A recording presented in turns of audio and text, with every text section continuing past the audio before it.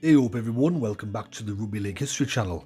Today on the channel I'll be doing another retro season review. Last time out I did Western Suburbs Magpies 1978 retro season review. Today I'll be doing North Sydney Bears 1991 season review, looking back at some of the big moments of that year. I've got quite an extensive playlist on this topic, go and check it out. But let's start with the video. Just a bit of background on North Sydney and the 91 season before I start. North Sydney were a foundation club of the New South Wales Rugby League competition. They competed in the inaugural season back in 1908.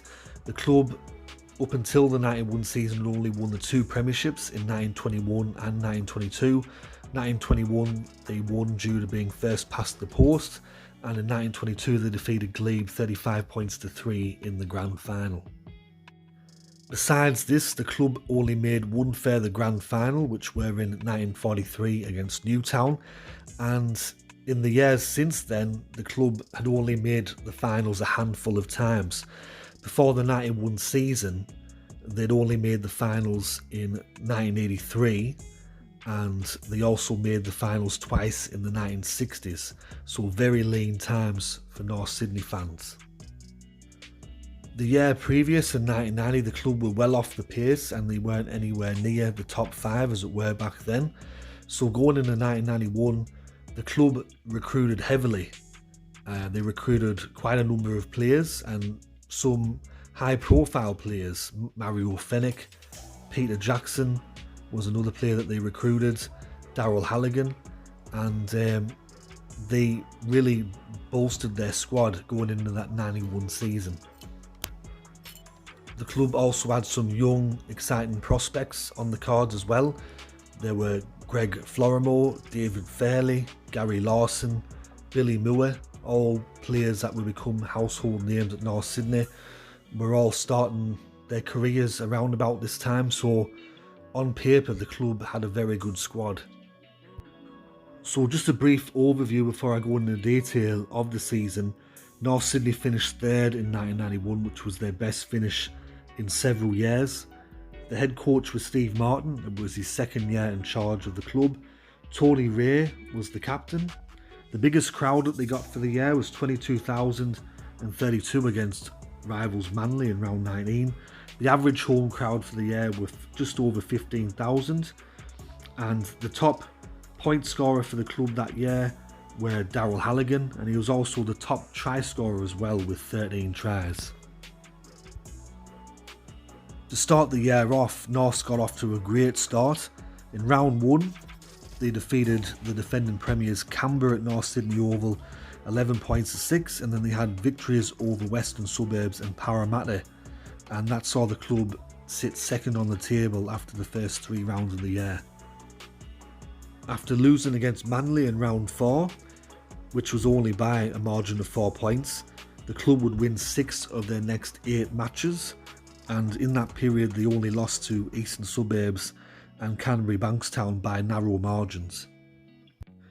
After defeating South Sydney in round 13, the club sat first on the table, which is something that North Sydney fans probably hadn't seen in their lifetimes.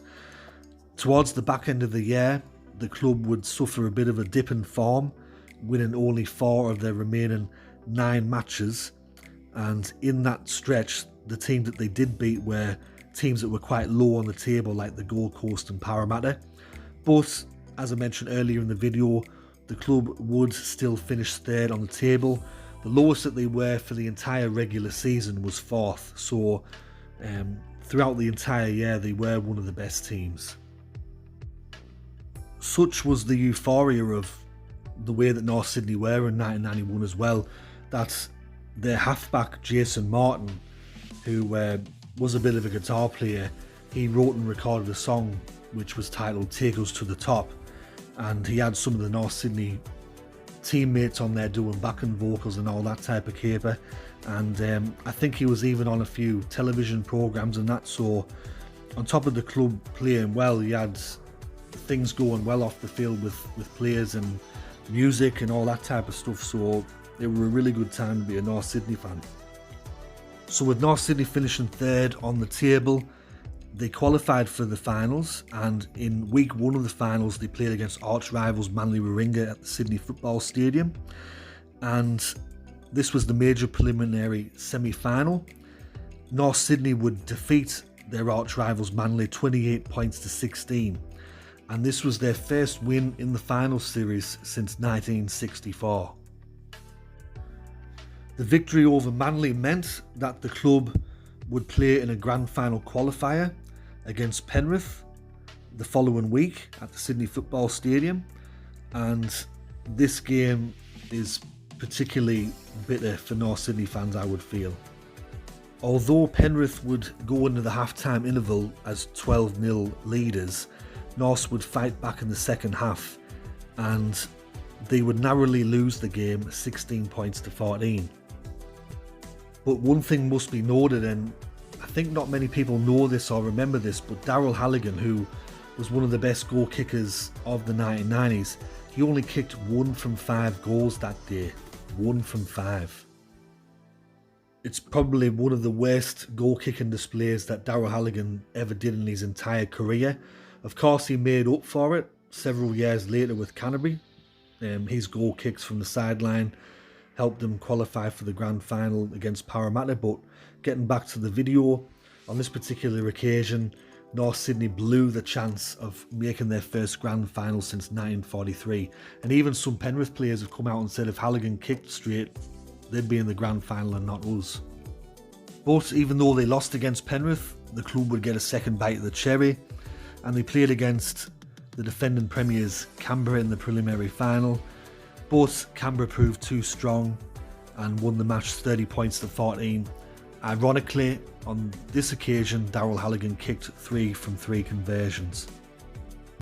So, for the North Sydney fans listening out there, the 1991 season was a season of what could have been.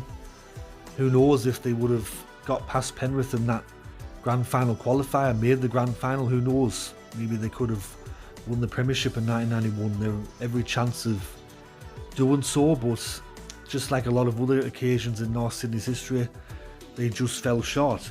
But overall, the season were a success. It were one of the best seasons North Sydney had had in several years, and one of the best seasons they had in a few decades. And it also laid the foundations for the most consistent period of the club's history, because for pretty much the rest of the 1990s, the club were a consistent finals team. They made 3 other preliminary finals in the 1990s, and they made the finals on a couple of other occasions. They had a very good squad on paper, lots of state of origin players, Australian players. The reserve grade team was also flourishing. I think by memory they won 4 reserve grade premierships in the late 80s and early 90s, so they dominated that competition. And that 1991 season really gave the club a lift and gave them a push in the right direction. Of course, the way things ended in 99 was very bad for the club, and I've spoken at length about that, but that's something you can watch if you're interested in the other videos. But for most of the 1990s, the club were a very good team. One thing I will say about North in 1991 as well is, just like Western Suburbs in 1978 in my previous video, even when they did lose matches, it weren't by much, it were only by a few points. Going back through the list of results in 1991, the club only had 1 bad loss, and that were against Brisbane towards the end of the year. They were beaten 44 points to 6 at Lang Park, but besides that, they'd only lose by the odd point here or there throughout the year. So that concludes my video on North Sydney Bears 1991 retro season review. I hope you enjoyed this video. If you did, let me know in the comment section below. Thanks to everyone that's been tuning in for my videos. Of course, it's Christmas time, content's a bit slow, not many people are doing much, but I'm still going to be putting out videos. And also, let me know which retro season review you'd like me to do next. As I mentioned at the start of the video, there's an extensive playlist, go and check it out. But there's plenty of clubs and plenty of seasons to talk about, so put your suggestions in the comment section below. Anyways, this has been Rugby League History, and I will catch us all later in the next one. Alright, tatty bye for now.